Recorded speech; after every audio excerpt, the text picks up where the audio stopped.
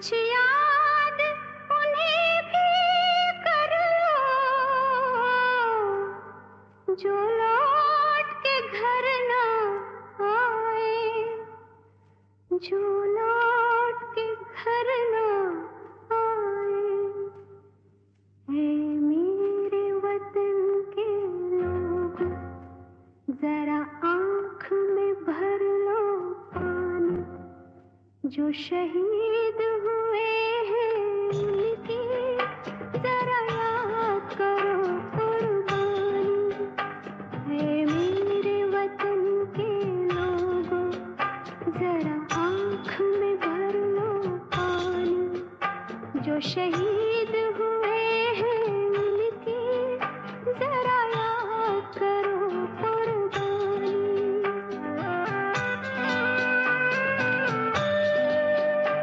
जब घायल हुआ हिमालय, खतरे में पड़ी आजादी, जब तक थी सांस लड़े वो, जब तक थी सांस लड़े वो, फिर अपनी लाश बिछा दी, संगीन पे धर कर माथा, सो गए अमर बलिदानी, जो शहीद हुए हैं उनकी जरा याद करो कुर्बानी।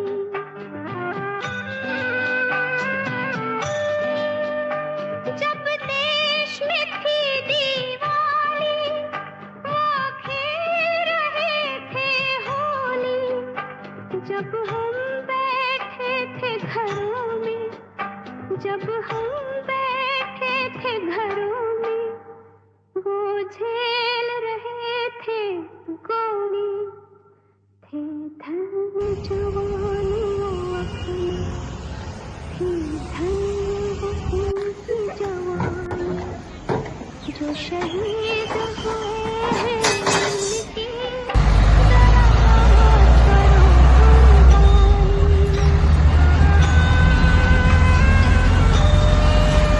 कोई सिख कोई जाट मराठा, कोई सिख कोई जाट मराठा, कोई गुरखा कोई मदरासी, कोई गुरखा चलो बेटा, चलो। कोई मदरासी, सरहद पर मरने वाला, सरहद पर मरने वाला, हर वीर था भारतवासी, जो खून गिरा पर्वत पर, वो खून था हिंदुस्तानी, जो शहीद हुए हैं उनकी जरा याद करो कुर्बानी।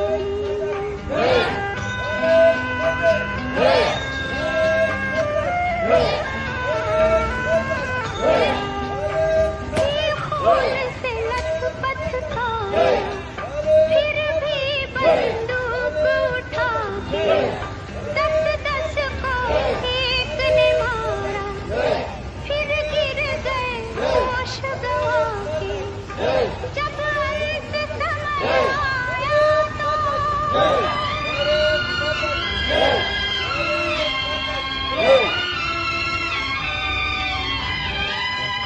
जब अंत समय आया रेडी सो, रेडी सो। कह गए कि अब मरते हैं, जब अंत समय आया तो रेडी सो, कह रेडी सो। गए कि अब मरते हैं।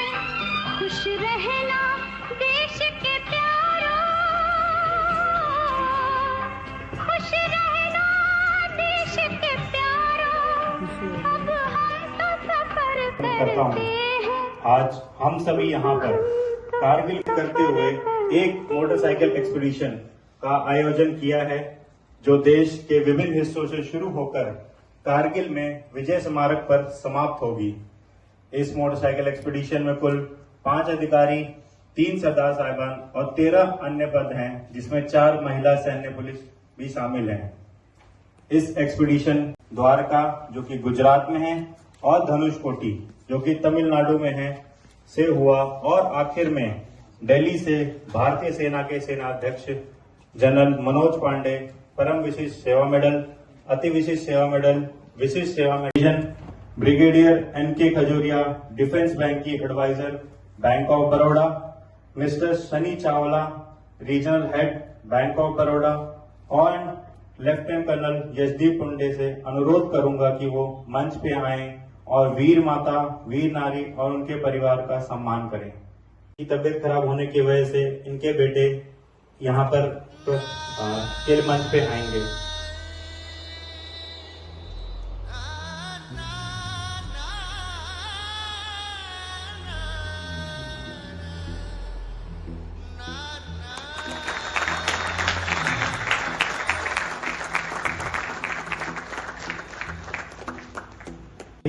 हवलदार अजय सिंह 8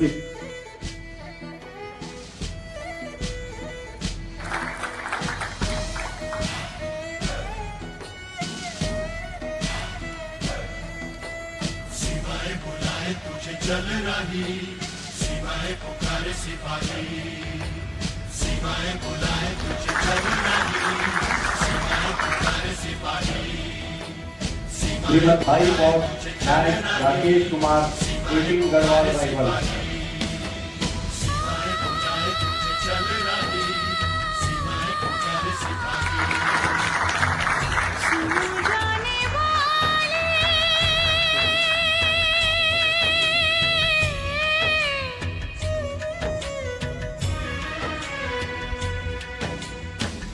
सुनो जाने वाले, लौट के आना। सुनो जाने वाले, लौट के आना। कोई राह देखे, भूल न जाना। तुम बिन पल पल रहूंगी मैं बेकल बनके बेहन। रंग है तुम्हारे मेरे देश के सिपाही, मेरा मन, मेरा मन, मेरा मन। सिवाय बुलाए तुझे चल रही, परिवार से परिवार सिवाय बुलाए तुझे चल रही, सिवाय पुकारे सिपाही। सुनो जाने वाले,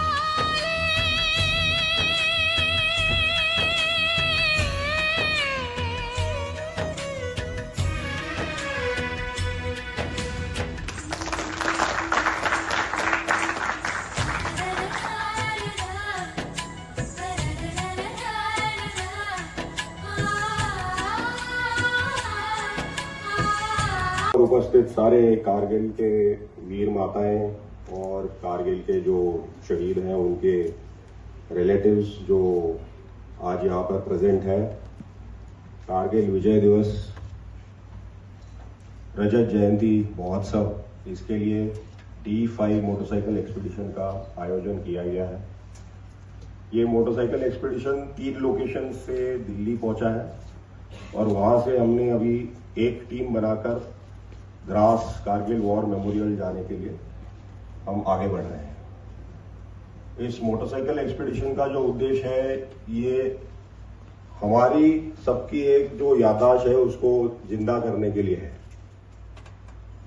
जो हमारे और सभी लोगों का उसमें जो योगदान था उसको याद करने के लिए, जो शहीद हुए, जिन्होंने अपना सर्वोच्च बलिदान दिया, उनको याद करने के लिए ये इवेंट बनाया गया है। अभी यहाँ पर उपस्थित जितने ये एनसीसी कैडेट्स हैं और हमारे देश के जो यूथ है, इनको प्रोत्साहित करने के लिए भी ये D5 मोटरसाइकिल एक्सपीडिशन प्लान किया गया। अभी हम आपको एक 15 मिनट का वीडियो दिखाएंगे। यूनिफॉर्म में जितने यहाँ पर उपस्थित लोग हैं, इनको सबको पता है कि ये कैंपेन में क्या हुआ था और कैसे हमने दुश्मन को मुंह तोड़ जवाब देकर अपनी देश की जो जमीन थी, हमारे जो जवान थे, इन्होंने सबने मेहनत कर और सही तरीके से दुश्मन को मुंहतोड़ जवाब देने की कार्रवाई करी थी। लेकिन ये जो यूथ है और यहाँ पर जो सिविलियंस है, इनके लिए एक रिमाइंडर है कि दुश्मन के लिए हमारा देश और हमारी ऑर्गेनाइजेशन हमेशा तैयार रहना जरूरी है। कोई यहाँ पर जो यूथ है किसी भी ऑर्गेनाइजेशन में जाए तो भी किसी तरह की बातचीत संभव नहीं है। हम हर परिस्थिति के लिए तैयार हैं।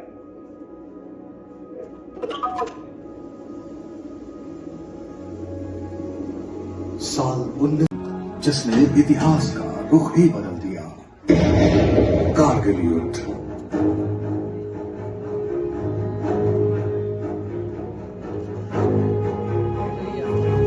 दुनिया ने दिल थाम कर शांति प्रिय भारत का ऐसा विकराल स्वरूप देखा जिससे वो समय आने पर दुश्मनों का नामो निशान मिटा सकता था। मई 1999 में पाकिस्तान की तरफ से हुई जंग की पहल के बाद भारतीय सेना ने ऐसा शौर्य दिखाया जिसने पाकिस्तान के होशो हवास उड़ा दिए। इस लड़ाई के चलते भारतीय सेना के अतुलनीय पराक्रम के लोहे को पूरी दुनिया ने माना।